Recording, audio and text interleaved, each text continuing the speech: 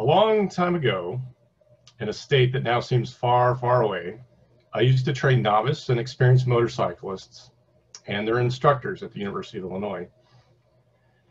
And so when the onset of the novel COVID-19 virus started turning talk to subjects such as risk and safe, I realized how much these discussions sounded like conversations that we had had in the traffic safety community on a regular basis.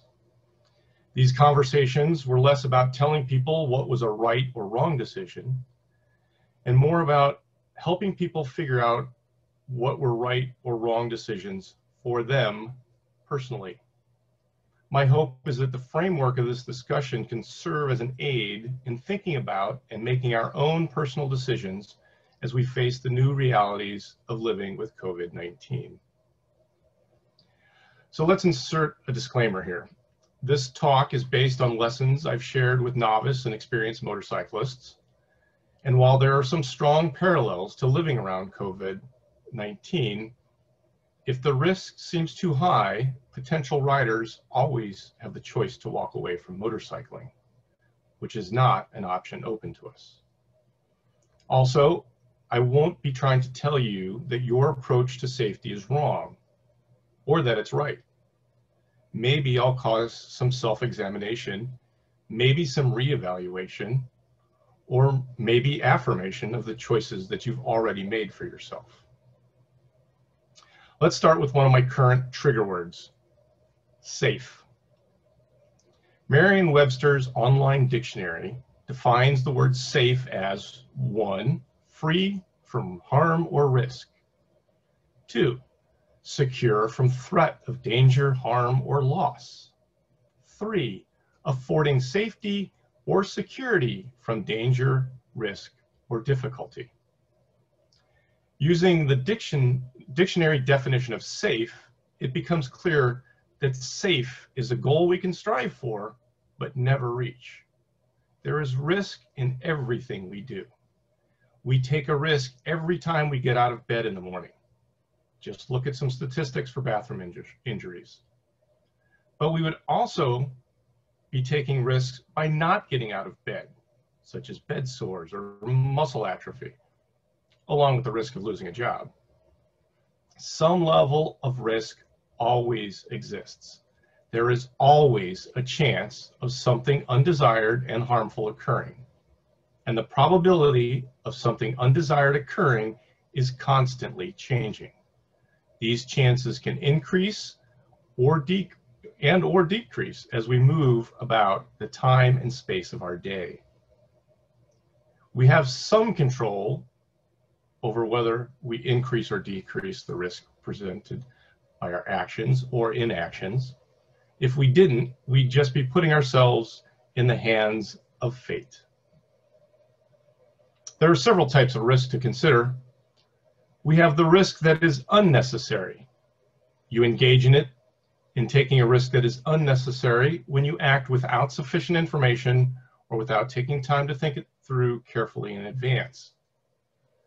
Do we really need that latest gadget from the store, or can we order it via mail instead of going in person? There are the risks you can afford to take. The cost of failure is very low, while the rewards of taking a risk and succeeding can be very great, like the first time you took takeout home after lockdown. There are the risks you can't afford not to take. The downside may be costly, but the upside is so exciting or necessary that it is very much worth taking a chance to go after it. A good example lately would be if you look at some of the statistics where fewer people are going to the ER for heart attacks. Are people having less heart attacks, or are they just afraid to go, thinking the trade-off's not worth it? And then, of course, there are the risks that you cannot afford to take. In this case, the consequences of making a mistake while taking a risk would be too enormous. We can analyze our risks and then contrast and compare it to alternatives to try and determine our relative risks. Some of the time, there's a difference between our perception of risk and the actual level of risk present. Many people would consider motorcycling risky when compared to driving a car.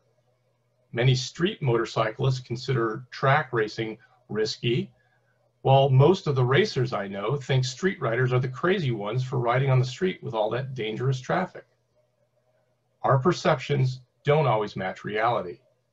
In my novice classes, the most frequent crash was students falling over in our simulated tight turns. And the cause? Going too slow. But slower must be better, slower, safer, right? In this case, not always. School buses are 70 times safer than getting a ride in a private vehicle. But how many parents do we personally know that feel safer driving their kids to school? Let's talk a little bit about risk acceptance. Not only does our individual perceptions of risk vary, but so does our acceptance of risk. Much like differences in tolerances for heat or cold, individuals have varying tolerance levels for risk. Some would view my motorcycle riding as crazy or stupid, but that's never the way that it's appeared to me. I've approached riding methodically, carefully, and with great study, training, and practice. What I perceive to take away from motorcycling far outweighs the risks I perceive motorcycling to have. Others may not feel the same way, and that's okay. My 82-year-old mother-in-law, and to a lesser extent my 83-year-old father, would much rather face the chance of possibly being exposed to COVID-19 rather than the prospect of an existence in isolation. Their current attitude is along the lines of the quote, "A ship in harbor is safe, but that is not what ships are built for." Again, others may not be comfortable with these choices for themselves, but as long as our parents are not being reckless or endangering others with their choices, that's okay. Interestingly, there have been studies that observe that when conditions are changed to allow for a greater margin of error in activity, in other words, let's create a safer environment, individuals adjust their behavior to compensate for these changes, resulting in little in the way of a net gain in safety margin. Make a safer car, and it just gets driven faster. So, do we all have the same tolerance for risk? No. Does this necessarily mean that one person's tolerance is right while another's is wrong? Also, no. Let's talk about risk management. Having some risk awareness is important to understand our normal or new normal risks, and then recognize places and situations with increased risk. Awareness becomes one of the first steps in managing risk, because if you aren't aware of the risks, you can't take actions to manage them. Some strategies that motorcyclists are taught, I've taught motorcyclists, and we can apply this to ourselves to lower risk, is increase our visibility, seen and be seen. Look around the corner of that grocery aisle before you leap out to someone. Make sure you make eye contact with the person coming out the door before you go in so that you can give yourselves proper distancing. Leads me to the second point. You can't do this if you're not alert and unimpaired. Much of the danger of bars and group activities like that is impairment reduces our cognitive functions and you can't make smart choices. I teach motorcyclists to match speeds to conditions. I think this could apply to us in the sense that we may need to adjust our plans depending upon today's a busy shopping day, maybe I'll wait till tomorrow, or things are starting to look like an uptick in cases in Black Hawk County. Maybe I need to shelter in place a little more. Of course, number 4 is obvious. I teach my motorcyclists to wear protective gear. We have masks. Some of us have glasses, which help too. And finally, I teach my motorcyclists to practice and improve their skills. And this I've noticed coming in handy, especially with my children lately. They haven't had to interact much outside the house, but now I'm having to remind them, before you take off your mask, take a squirt of sanitizer here before you start touching face. When you come in the house, wash your hands. These take practice and reinforcement so they don't have to be thought about. Our goal here, whether it be as a motorcyclist or if we're dealing with COVID-19, is to decrease, in the case of a motorcyclist, the possibility of a crash, or in our case, an event occurring at all. It's easy not to get sick if you are never in a situation where you could be exposed. You can reduce the severity of a crash or of an exposure, should one occur, by things such as wearing masks, being distant, sticking outdoors whenever possible. And we can increase our ability to handle a hazardous situation. In the case of motorcyclists, their presence in my class is a first step on that. And for ourselves, just having the awareness that most of us in our collective community here have by reading up on news. Because just like motorcyclists, there's not a single strategy or silver bullet to solve all our problems. And things that we thought were an answer back in March turn out to be not so important now, such as masks, which we're told in March, not really that important, now seems to be pretty important. So we need to, that goes back to being aware and of ever-changing situations. Another thing to understand about risk is that it is shared. Every time we interact with other people, we are forced to accept risks that are the result, they are forced to accept risks that are the result of our behavior. And of course, we in turn must share the risk resulting from their behavior. It'd be nice if this wasn't true, but constantly being aware that risk is shared helps us control risk. We can try and manage situations where the risks we are forced to share are uncomfortable for us, and our understanding of shared risk hopefully helps us to not force an uncomfortable level of risk on others. So now I want to share some things on the screen, and we're going to talk about here. This is straight from my instructor guide, and I'm doing this to illustrate the parallels here.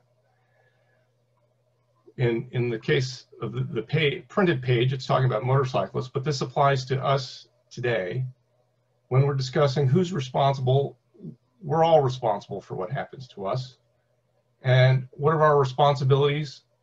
In the sense of a motorcyclist, we're talking about being prepared to ride. For us, mental attitude, knowledge, and avoiding impairment to make those good decisions. When we talk about risk management, I kind of broke out our strategies to lower our risk, manage our risks. We lower it is how we're managing risk. Increasing our visibility to others, letting them know we're there. Staying alert and unimpaired, matching conditions to speed. An example I'll give of this also has to do with a communication strategy. A friend who I've been working on a project with, we have communicated guidelines to each other of what it was going to take for us to interact with each other. We're going to have masks. It's just going to be the two of us. Well, this person informed me, school starting, they were aware that my children are intending to go back face to face, and they let me know that they anticipate an uptick in possible cases. And so they were preparing to kind of self-quarantine back, and they were letting me know early on that if I intended to do any more work with them, that we need to make arrangements now before school started. So just like consent, it can change. The arrangements you've worked with somebody, the comfort level you've had may change. So that's matching speeds to conditions there, right? Wearing protective gear, obvious there. So with a motorcyclist, other injury prevention is not the only reason to wear protective gear. It actually, you know, helmets keep your head from sunburning and protects you from bugs in the face. So there are other reasons, but to be physically ready to ride are the same things that we need to do to be physically ready to be out in the world. Be rested, be well, be in shape. We can come back to this, maybe we'll, if we have a discussion second hour here. If you think the discussion on masks versus no masks, try teaching a bunch of cruiser riders about helmets and how things would be better if they wore them. That was a very challenging part of my job, and similar to our discussions we have about getting people to wear masks. So being prepared to ride, we know what to wear, why we wear it, we're physically ready.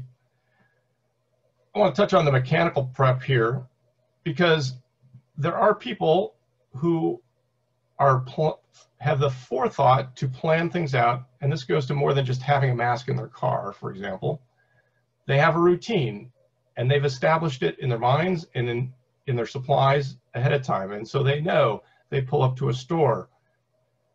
They're going to put their phone in their pocket because they don't need to touch it. They're going to put their mask on in the car, get it situated so they don't have to touch their hands.